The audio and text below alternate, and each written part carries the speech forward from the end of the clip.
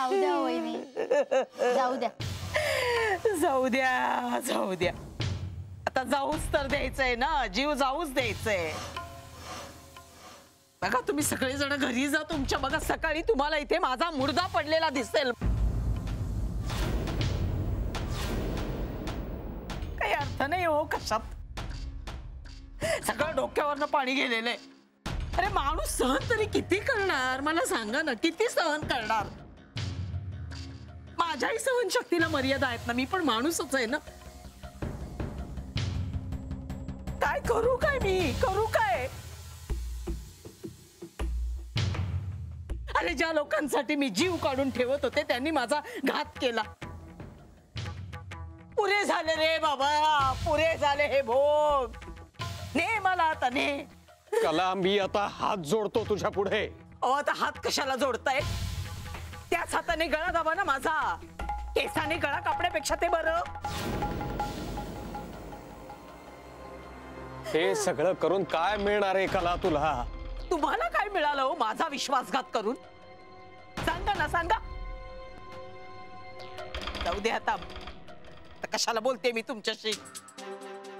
झालं झालं, आता माझी जायची वेळ झालीये. सुखाने राहा तुम्ही, मी गेल्यानंतर ना तुम्ही अगदी सुखाने राहा. वाटेकर भाऊजी, जरा तुमच्याकडे कागद आणि पेन आहे का, ते घेऊन ये जरा. नाही मला लिहून ठेवायचंय, मला लिहून ठेवायचंय माझ्या नवऱ्याच्या आणि मुलाच्या जाचाला कंटाळून मी जीव देते म्हणून.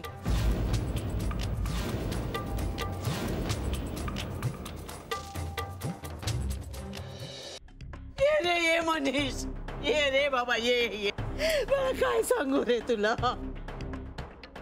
हा काळटा पिंट्या बक्षीण खाऊन आलाय. नाही. अरे आणि हा उकिरडा घेऊन आलाय फुलांमध्ये गुंडाळून. सांग तुझ्या मैत्रिणीला फोन करून सांग, तिला म्हणावं आई आता जीव देणार आहे.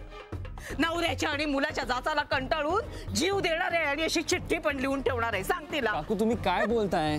काकू आपण आतमध्ये जाऊन बोलूयात चला. अरे आई, आई पास कर का आता, माफ कर ना आम्हाला प्लीज. अरे तूच माफ कर मला.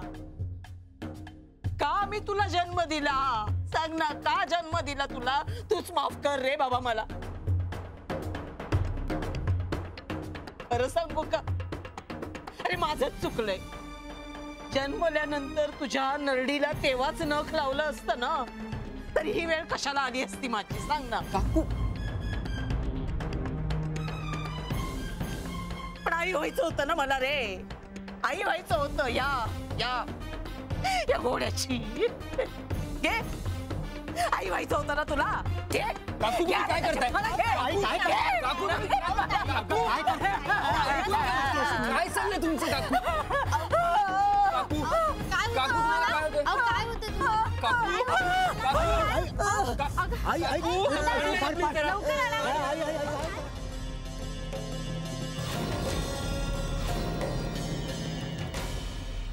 काय होतं तुम्हाला. बोला ना, काय होते तुम्हाला. आई काय होतं आई.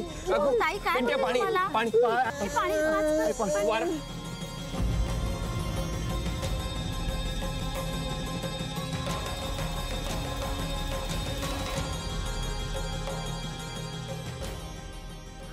कमी डॉक्टर काही बोलवू नको.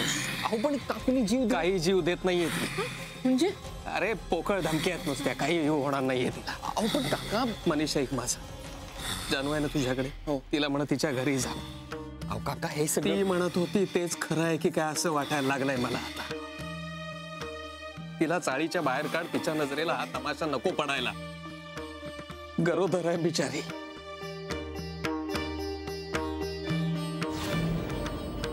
काका मी खरंच जाऊ. हो सांग तिला, जा म्हणा तुझ्या घरी, बोलू आपण नंतर.